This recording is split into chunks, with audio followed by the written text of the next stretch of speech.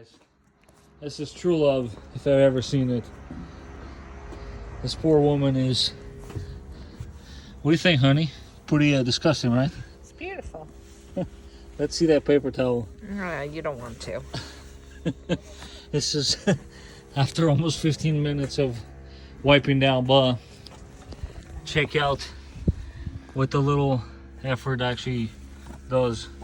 If you guys remember the way this looked before, it's actually looking really good. Cleaning it up, buddy, cleaning it up. And the little guy is helping. Where are you going with that, buddy? I'm cleaning. He's cleaning. All right. You do it. The most important part. Cheers, guys. I got mine too. Let's get cracking.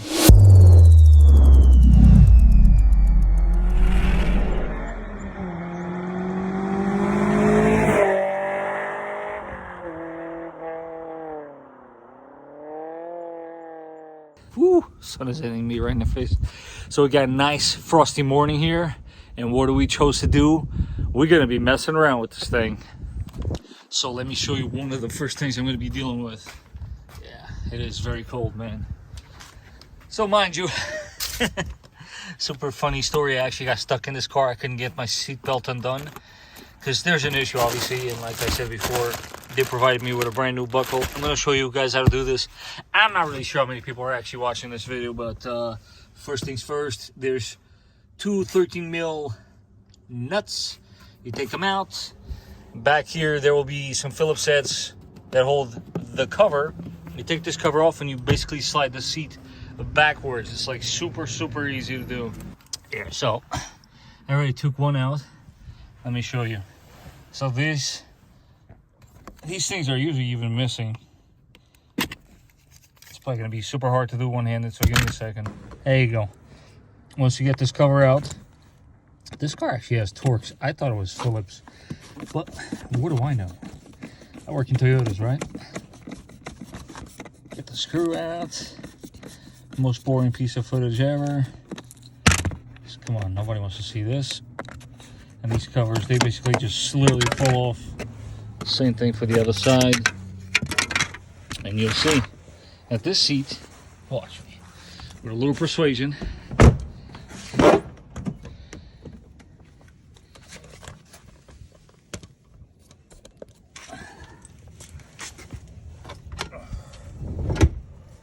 what you gotta do is, that's it, comes right off. Now I can reach to my seatbelt buckle. But of course it wouldn't be a Volkswagen if they didn't throw a curveball at you. So let's put a tool in there that most people just don't have, which is, in this case, an M8. Thanks a lot, Volkswagen. That still looks a little beat up, but we gotta be styling, right?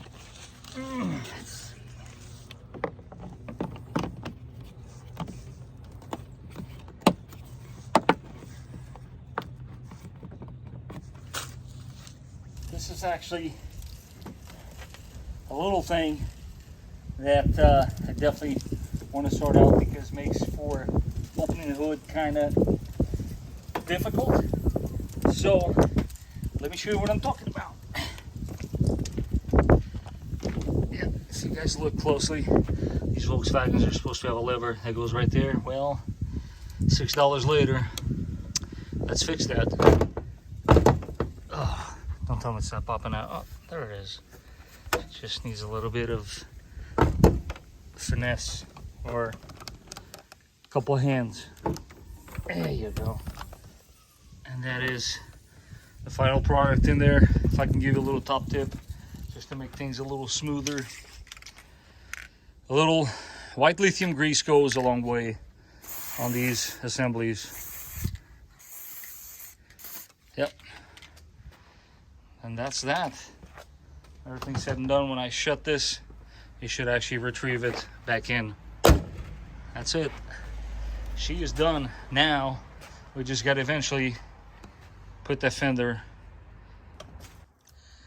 Now, probably the most dramatic transition in this entire process is probably going to lay right here in this corner. So, watch me do my very best to make this look a little better.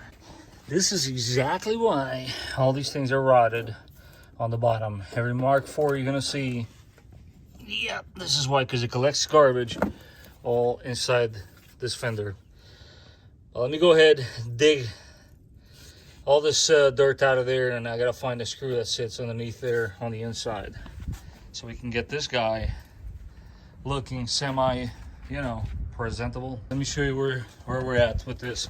So this bottom one just basically typical, came right off. Go figure. Now, as far as actual damage to this structure of the vehicle, there wasn't many. I gotta somehow make this thing straight, or best of my abilities, and I might have to, actually could do it probably right now. I think this just pulls out like so. I mean, that is it. But hopefully with a couple of blocks of wood, I'm just gonna make this corner here a little straighter and we're good to go, man. I'm not bolted up yet, but let me just show you how I plan on tackling this guy down here. Big washer, screw in a nut. This should do the trick. Yep. I think I understand now the term why Volkswagen is keeping owners skillful, something like that. So I'm doing a lot of stuff off camera here, guys. I'm gonna put all the parts in that pile there, but this one is definitely worth stopping to show you guys. These cabin air filters, man, oftentimes they're neglected, and this one, I don't know how well this actually shows. Let's see if I can give you a close-up. These little guys, man, they're definitely making their own in there. But I'm gonna go ahead and replace this filter with a new one and keep cracking at this, because honestly, it is way too cold to be doing this. So who wants to see a review on that? Like this video and I will do a full review on this. There's a huge problem with this car. 2023 Ridgeline. I'll tell you what it is. Don't forget to like the video.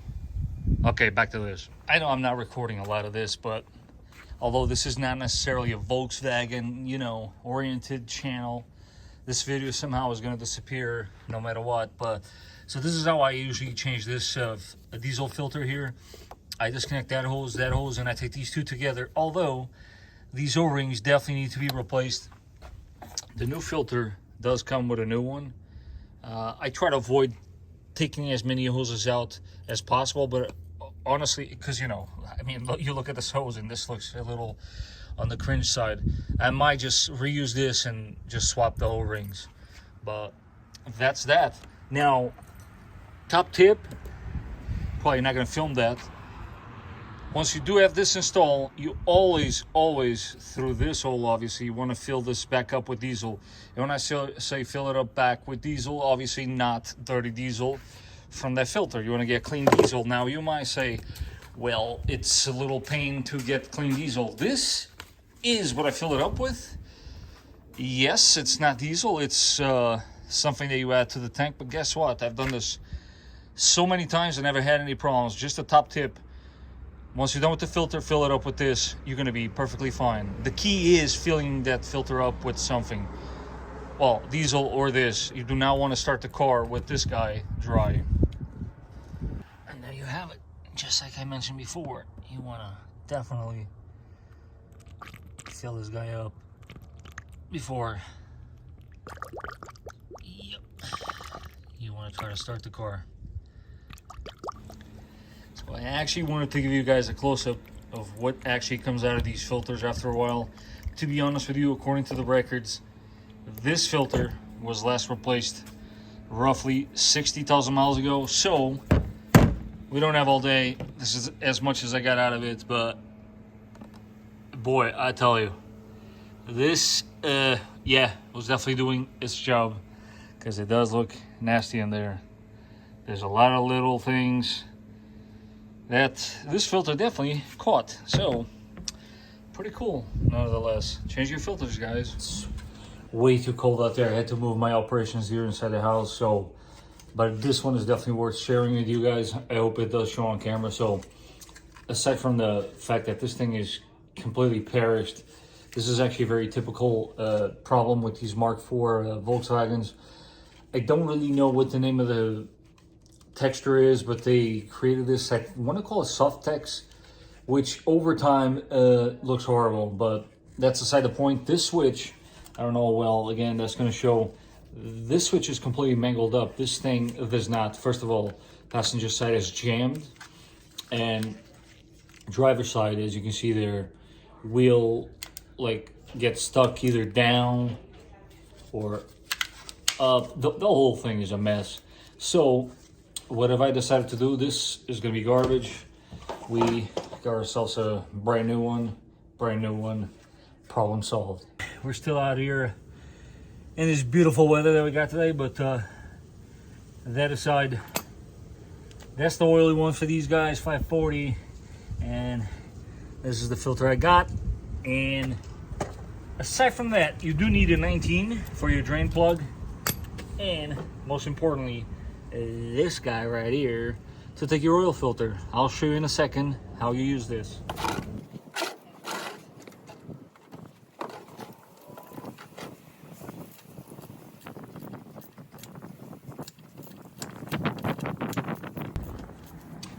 All right, so the way this tool works, so it says M0219 by AST.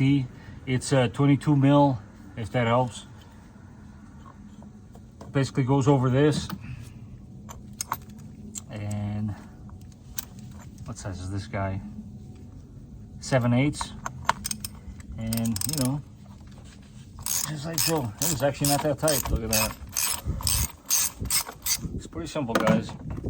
It is nasty. This diesel oil is always nasty. You might want to put a rag here just to help you out. And that's it. Out with the old, in with the new. This stuff is super nasty. The key here is 2 O-rings. Don't forget to put them back in place. Big one goes right there, and the small one goes right there. Always replace the O-rings. And that's it, man. When you put this cover back on, they want you to torque it down. Honestly, if it's tight enough, you should be good to go. But yeah, don't miss this nasty stuff. And just to rectify, guys, I know you guys are gonna say, come on, you gotta give us some torque specs. There you have it, 25 Newton meters. It does say right on the cap. I'm gonna go ahead and polish this thing up a little bit, and that's it. We're done for today. I gotta be honest though, these Shermans crack me up. Hey guys, do not overfill the oil. You might damage your catalytic converter. Isn't that cool? But yeah, man, we are done for today. We got one fender looking so. We're gonna polish this up a little more, but I think all in all, we made some improvement. What do you guys think?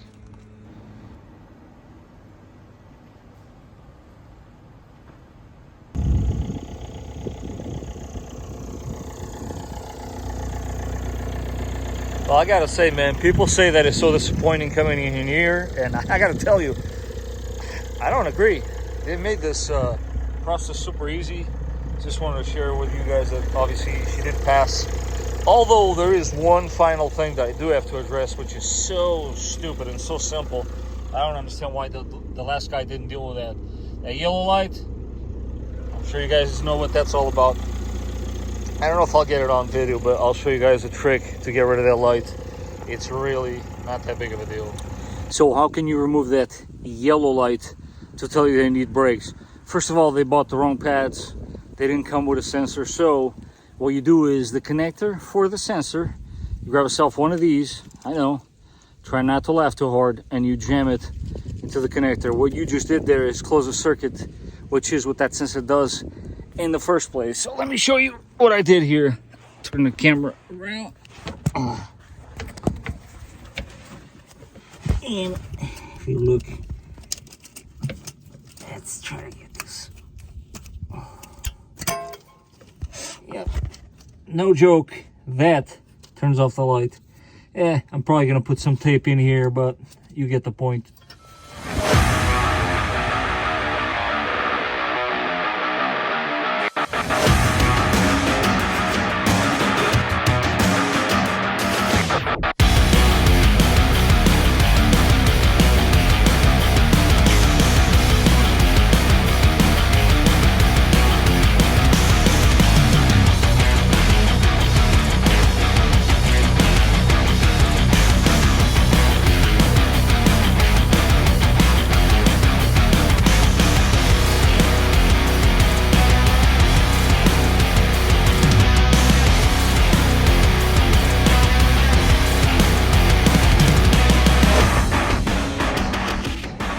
So what did you guys think? I hope you found this video to be at least entertaining. I know I had a lot of fun doing it. It was in many ways a family project for us, but we got to sort it out. She's definitely going to be going to another home very soon. The hunt continues for me because, as you guys know, I am chasing my very first V8. But you know what? With this hunt, I have learned some lessons. And to be honest with you, not trying to give away the whole thing. But as far as the 400, I am giving up on that because on this side of the country, seems like everything else that's 20 plus years old is the one thing that I can't stand, which is rust. So I think I'm moving up to bigger engine. So stay tuned and you will see soon what I am looking forward to as a daily driver. Don't worry, the 4Runner ain't going anywhere. So on that bombshell, guys, I hope you are having a good day and I'll catch you guys on the next one.